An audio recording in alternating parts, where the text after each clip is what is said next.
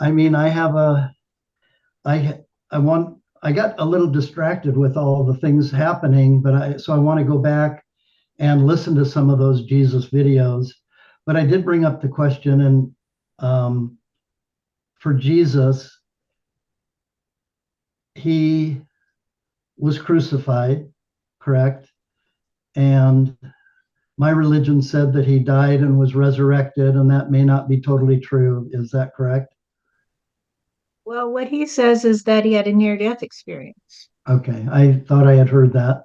Okay, They took him down right away because that was unusual. Usually they'd leave him up as a warning, but there were so many factions going on in Jerusalem that they took him down right away because they didn't want there to be a riot. They wanted so Joseph, who was actually was okay, able, really. what's his name, Armithia or something, Joseph of Uh, Arimathea, from Arimathea. He Arimathea. was an uncle, Supposedly, Jesus's uncle. we thought. I've I heard didn't know that that. a couple We of can different ask sources. him, but I don't know. But anyway, he was a member of kind of I think the Pharisees or something. Yes. And then he because he had a little bit of clout, he was able to get Jesus's body and get it tucked away, and they hid it because there were all these factions. There were people screaming, this way and that way, you shouldn't be hanging him, and others saying, go, that person. And there were the Pharisees that were trying to rile up everybody, and you know, it was just a mess, is what Jesus said. Right. So they got his body out of there and they hid it away. They didn't want anyone to know where it was because they didn't want problems. They were going to come back later and take care of the body. So they quickly got it out. And he said he woke up. We can ask him, he can give you the whole story.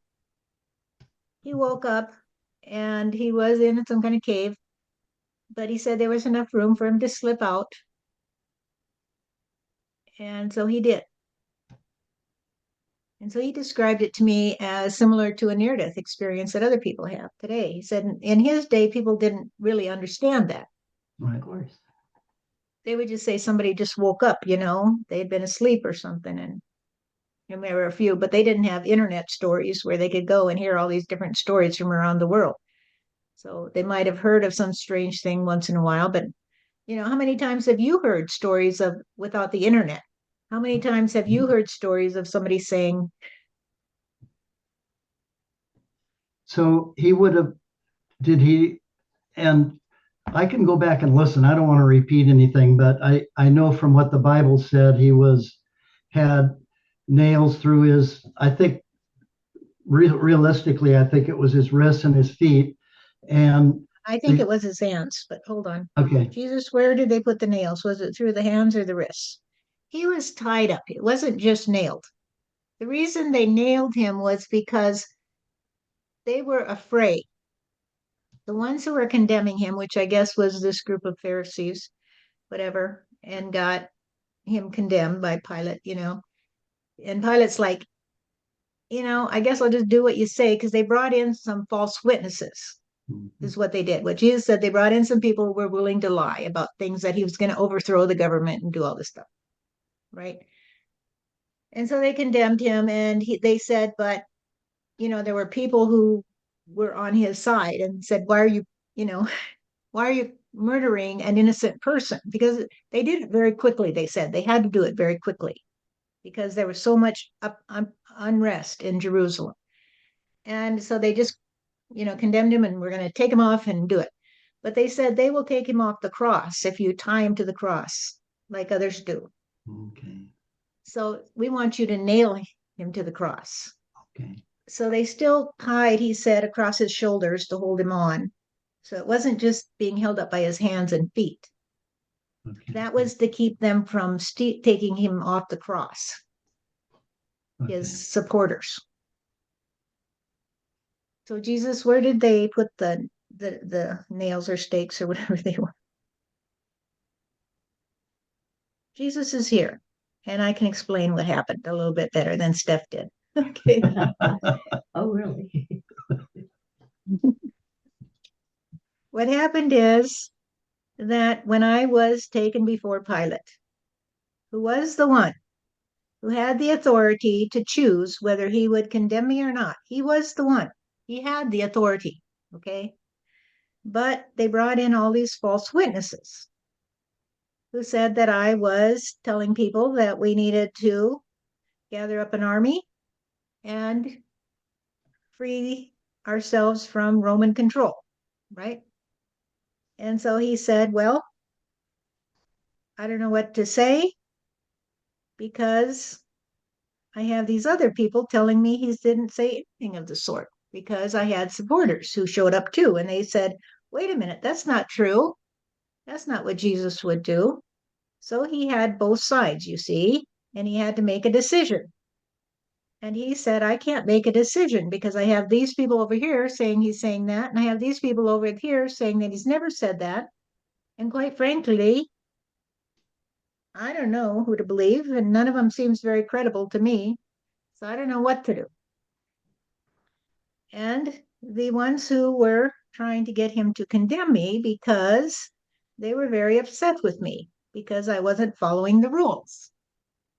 I was telling the Jews that they didn't have to make their tithes and they didn't have to sacrifice animals and they didn't have to do all these things that they were being told they had to do, that it was gruesome to force them to do that. These poor people who could barely feed their children, they're supposed to pay for a sacrifice of some animal on a feast day.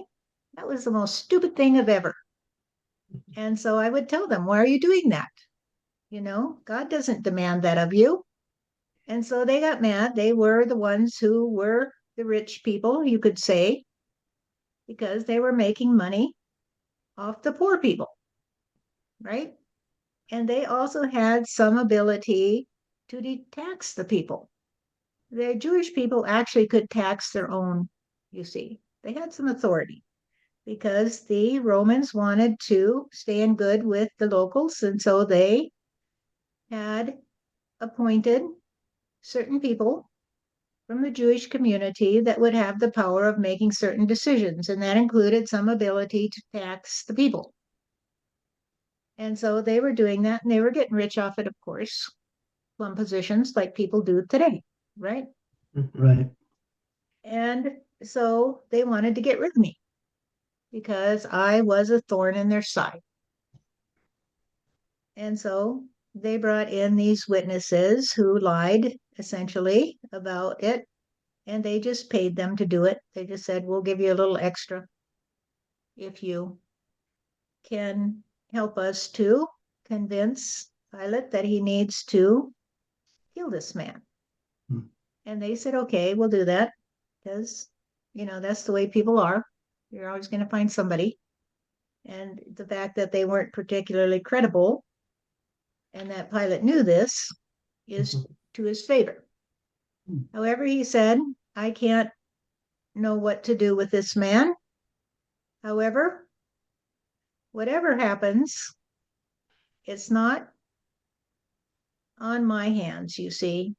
It's on yours. Yours are the hands that will have to pay for whatever you decide. Because I'm not here to kill an innocent man. I am here to keep the peace. And that's it. That's my job, is to keep the peace. And if you say that he needs to be killed today in order to keep the peace, then that's what needs to happen. However, I'm kind of concerned about all these people who are trying to tell me that if he is condemned, I will be condemning an innocent man. And they said, well, we'll take care of it. We'll go talk to them and explain that they have it all wrong. He's not an innocent man. And so this group went in front of all the people that were standing outside because there was a mob. There was quite a mob that day.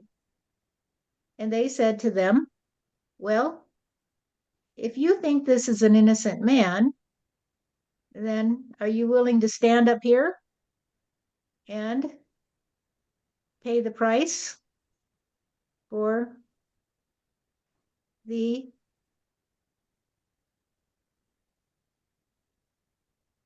access to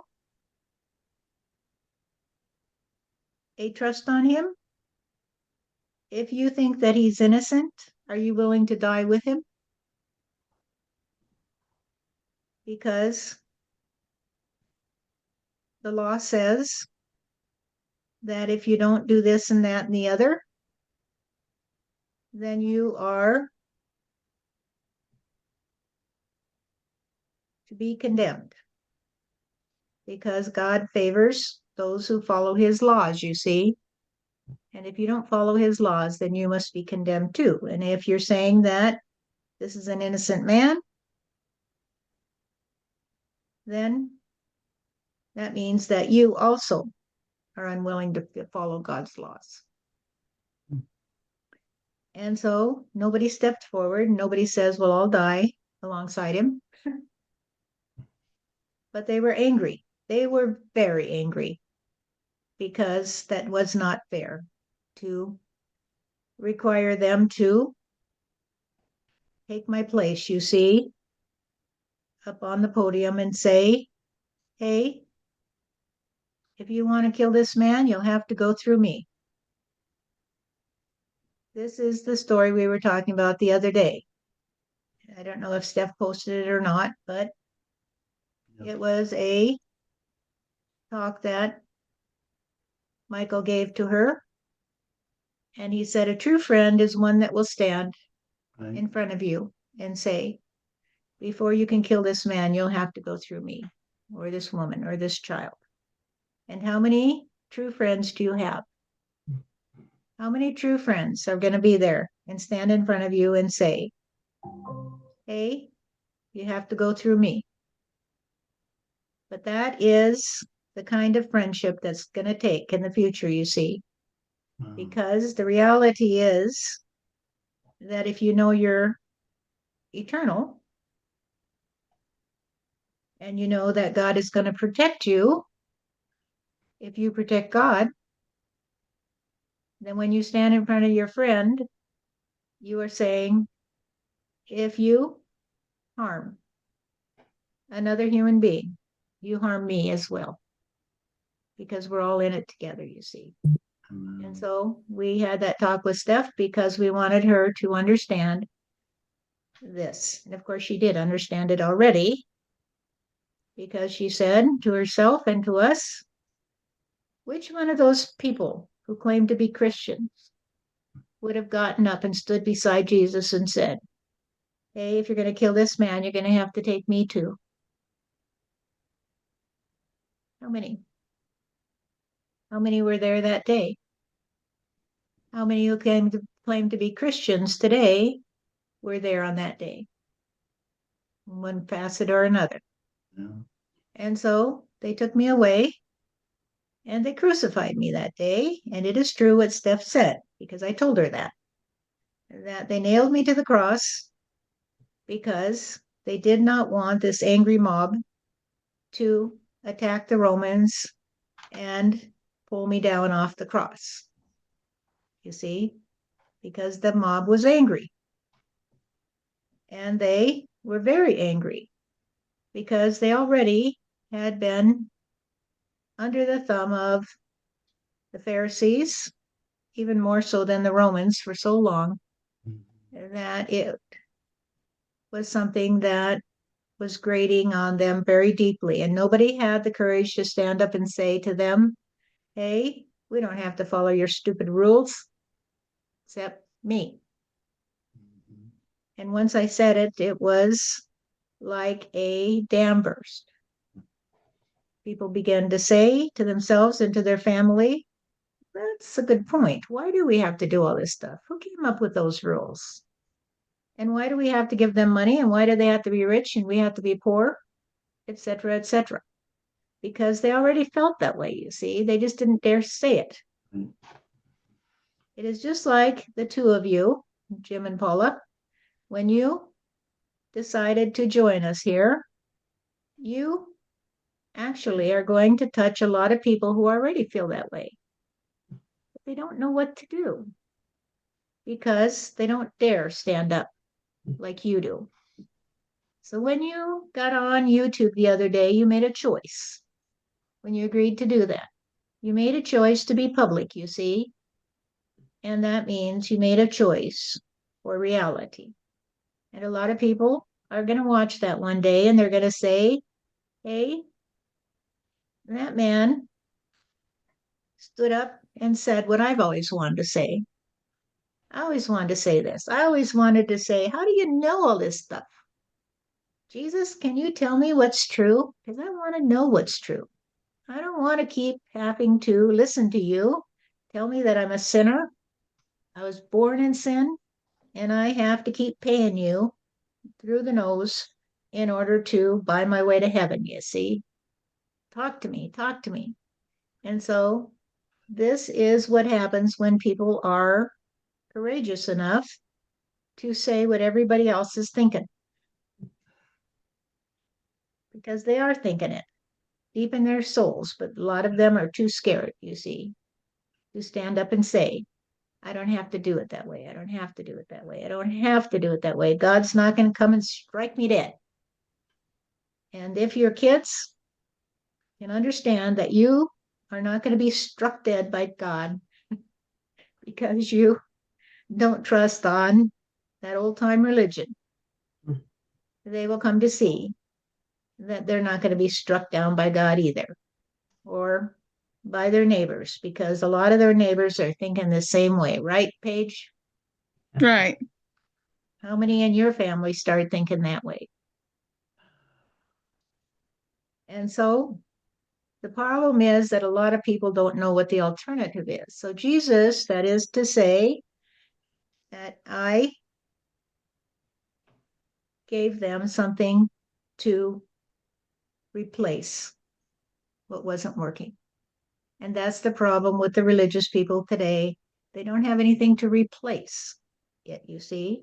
Right, yes. And so the fact that you, Jim and Paula, found something to replace it feels better than what you left behind, helps you to make the transition, you see. But the ones who say, well, this doesn't make any sense, this doesn't make any sense, but I don't have any alternative. Either I'm in the church or I'm out. Like Paige said, you're in or you're out.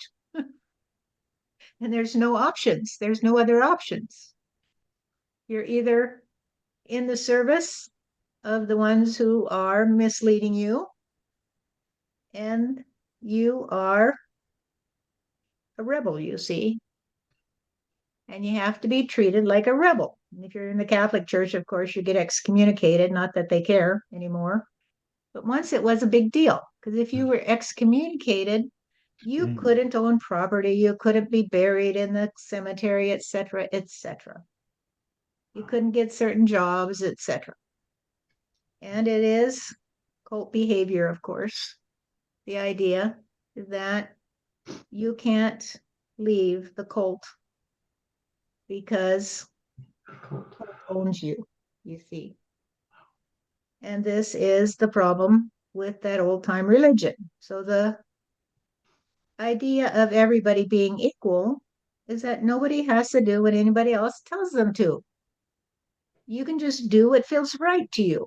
But the thing is, if everybody does what feels right to them, the secret is that everything will work just fine. Everything will work just fine if you just do what feels right to you. And if it comes to a point where you feel kind of sad and you say, things are moving too fast for me, I can't do it this way, then they may be moving too fast for you. And a few people have said that to Steph. They say, this is nice in the beginning, but then they say things are moving too fast for me. I can't leave my family. I can't do this. I can't do that.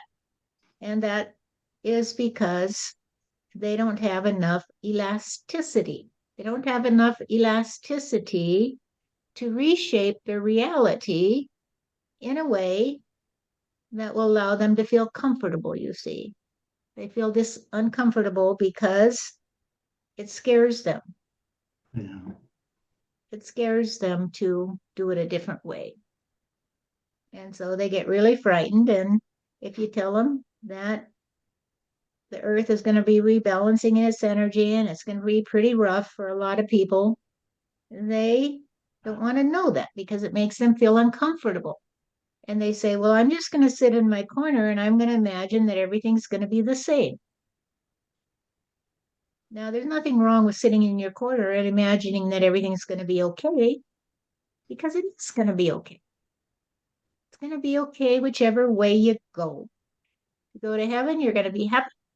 If you stay behind to help God repopulate the world in a happy way where everyone lives in peace and harmony, then you are going to be okay. You're going to be okay. Everybody will be okay. And so when I was taken down off the cross and whisked away, because I was whisked away, I also told Steph that, so she was right about that. And they stuck me away in a little crevice in the wall, you might say, under the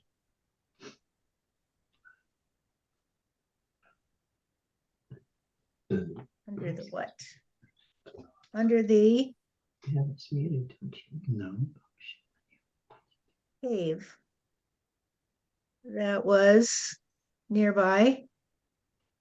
And they ran away because they didn't want anybody to see them there, because there was too much activity all around them, and they were going to come back later.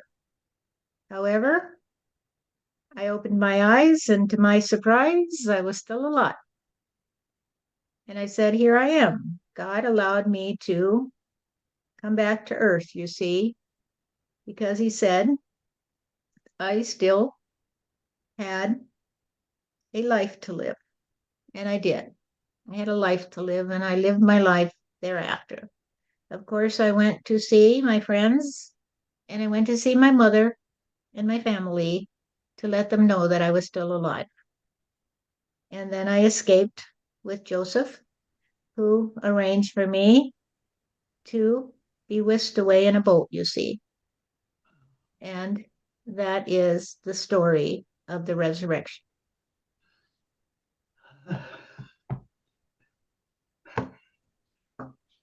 Thank you.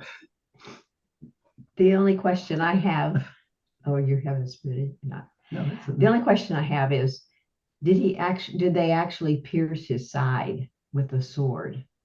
Yes, I know they did. Oh, by the way, you didn't answer where they put the nails in your hands. In the hands or in the wrists?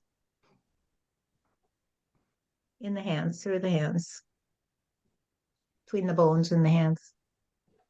And they were, of course, wounds that were subject to get infected, but I was treated with some balms that prevented infection, and they did heal. And yes, I was stabbed in the side by the guy who tried to tell the tale of the crucifixion and did fail. And so he was there to be the one who was guarding me. And so I said to him, well, you know, you're going to reap what you sow. And he got pissed and he stabbed me in the side. And that was how I got the wound in the side, you see? Wow.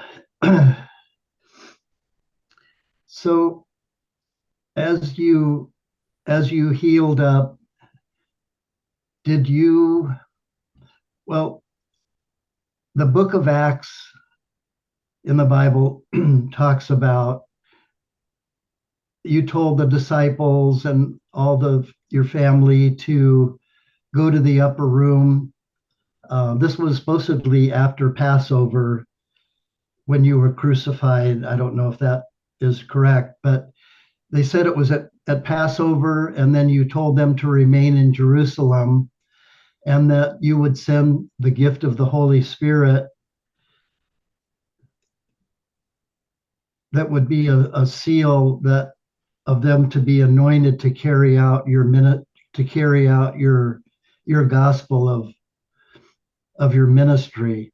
And so that's a big thing in the New Testament church about Acts, the beginning of the church, the Christian early Christian church and gathering together, having everything in commonality and taking care of one another. And then out of that came the spreading out of quote unquote your gospel. But He's been saying no all the while you're talking. wow. Okay. Not exactly. Anyway, what happened is I went to visit my friends and I said, look, I'm still here, you see. And they said, how can you still be here? We saw you taken down from the cross and we saw that you weren't moving and they said you were dead. And I said, well, I wasn't. God sent me back and said I had other things to do, so I got to do them. And I wanted you to know I'm okay and don't worry about me. Don't worry about me because I will be okay. Just do what you have to do. Do what you have to do. It's not my right to tell you what to do. I can't command you because that's God's job to speak to you through your heart, you see? And so then I went to visit my mother, and she was not in Jerusalem at that time. She was far away. And she did say, how can you be here today? Because she was shocked, and I think she fainted even. And I said, well, I didn't die after all. God said it wasn't my time yet.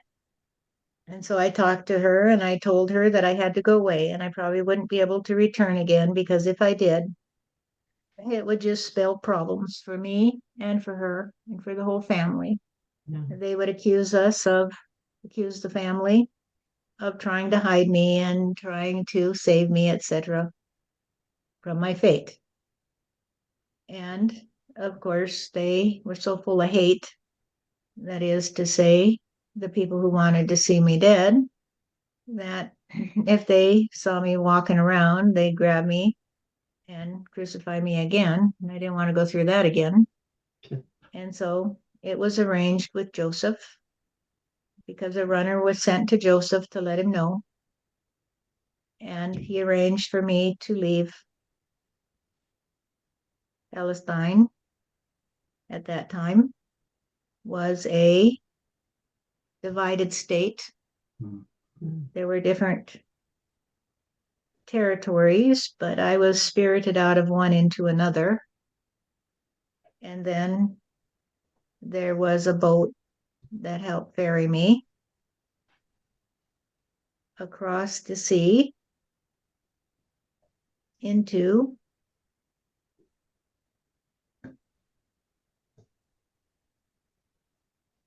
where? Into where? My geography is not good, but what is this? Into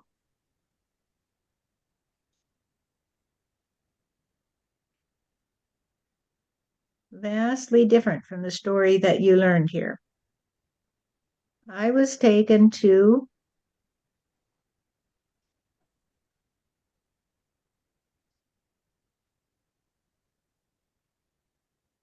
a country that you never knew existed, Stephanie,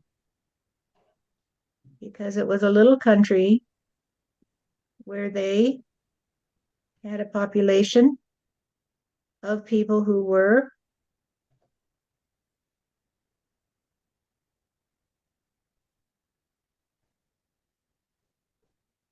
I'm not sure I'm going to say this word right. Bedouin? Bedquin?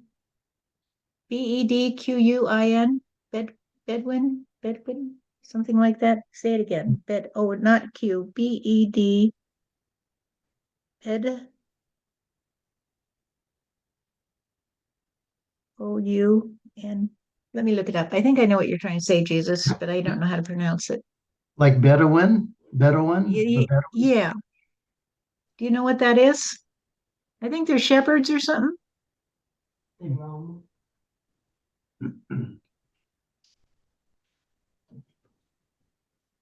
You're right, though. I didn't hear of it.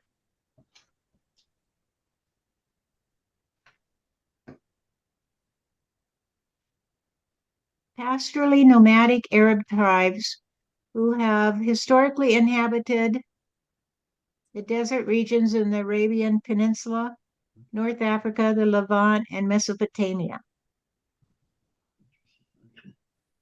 So it's pronounced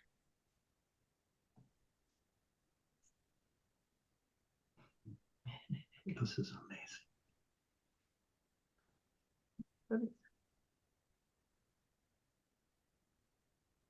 Bedouin. Okay, I wasn't too far off. Bedouin.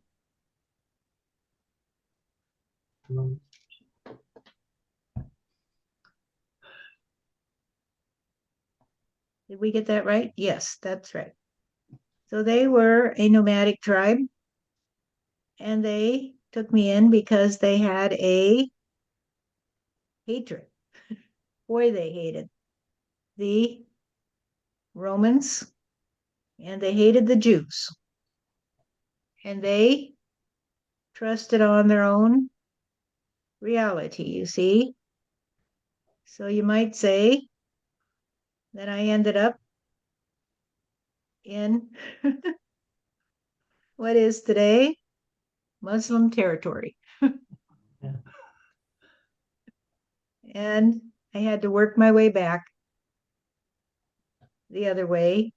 But anyway, that's where I ended up.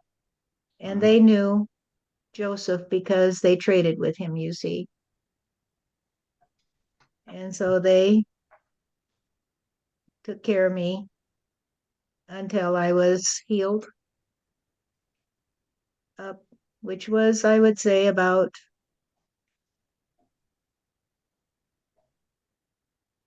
a year. Did you spend a year with them? I spent a year in that area, yes. And they were good to me. They treated me as one of them because I was so eager to learn their language and their habits and their customs, you see. And they liked that about me, that I was very flexible in my willingness to see life from their point of view.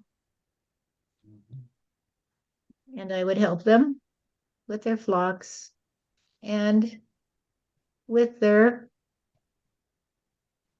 clocks because I actually did help them learn to fashion different kinds of sundials and stuff that would help them to keep time in their travels, because sometimes in their travels they would lose track of the connections that they were required to make. So it would be more like a way of keeping time through the week, etc.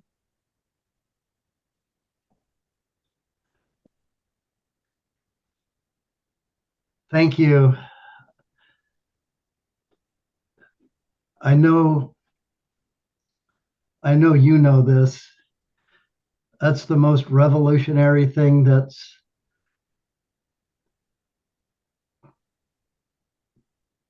been shown to.